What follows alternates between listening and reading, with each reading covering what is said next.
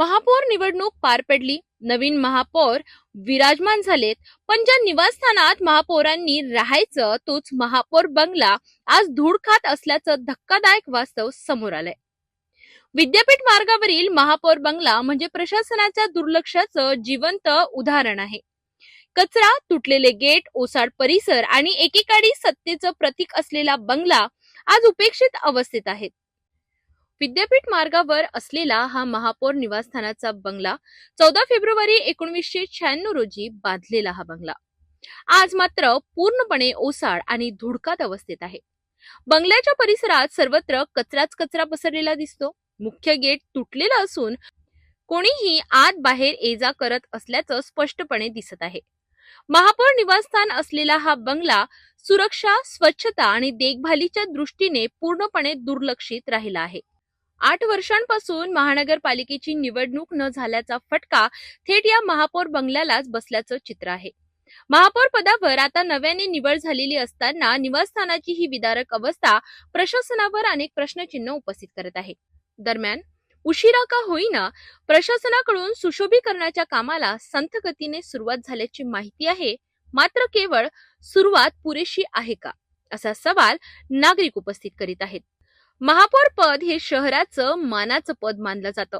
मात्र त्याच महापौराचं निवासस्थान जर अशा दुर्दशेत असेल तर प्रशासनाच्या कार्यपद्धतीवर प्रश्न उपस्थित होणं साहजिकच आहे. आता तरी प्रशासन जागं होणार का? महापौर बंगल्याचं सुशोभीकरण केवळ कागदावरच न राहता प्रत्यक्षात पूर्ण होणार का, हे पाहणं महत्वाचं ठरणार आहे. नुकतीच महानगरपालिका निवडणूक पार पडली आहे आणि आता भारतीय जनता पार्टीने अमरावती महानगरपालिकेवर आपला शिक्कामोर्तब केलाय. महानगरपालिकेमध्ये जे आहेत अमरावतीमध्ये आता नवे महापौर बसलेले आहेत. श्रीचंद तेजवानी हे भाजपाचे नवीन महापौर आता अमरावतीला मिळाले आहेत.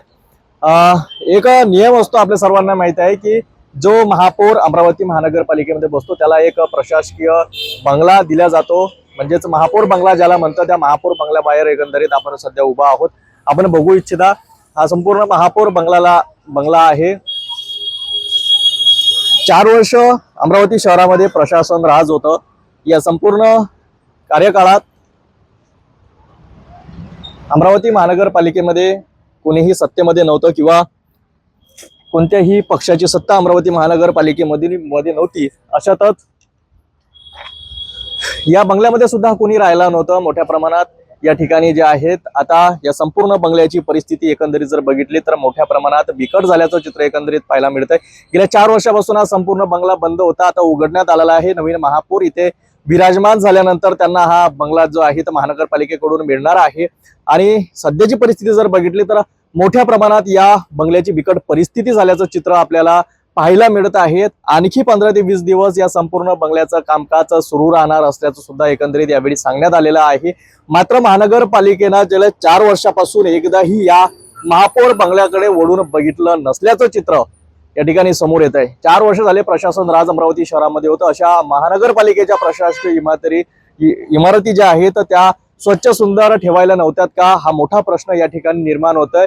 एका इकडे जर बघितलं तर आपल्या अमरावती महानगरपालिकेचे महापौर श्रीचंद तेजवानी हे संपूर्ण अमरावती शहर स्वच्छ करण्याचं स्वप्न दाखवत आहेत. तर दुसरीकडे बघितलं तर आतापर्यंत सुद्धा निवडणूक होऊन सुद्धा आणि महापौर अमरावतीला मिळून सुद्धा त्यांचा बंगलाच आतापर्यंत त्यांच्याकरिता सज्ज झालेला नाही आहे.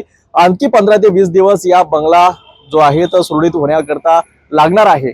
आधी या महापौर या बंगल्यामध्ये कधी विराजमान, या सर्वांचा वाट आता संपूर्ण अमरावतीकरण पाहत असल्याचं चित्र एकंदरीत पाहायला मिळतंय. कॅमेरामॅन मोहन विश्वकर्मासह मी रोहित कळे, पाहत राहा सिटी न्यूज अमरावती.